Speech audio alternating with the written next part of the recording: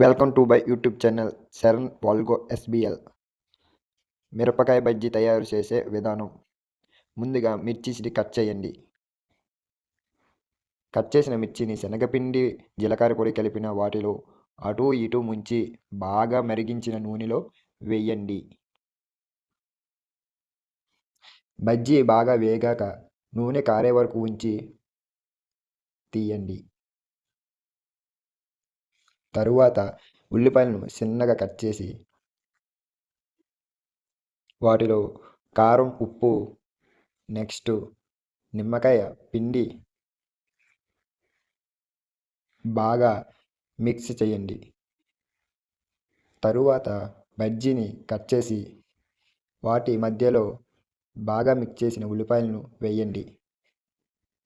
అంతే, బజ్జీ తయారు చేసే విధానం.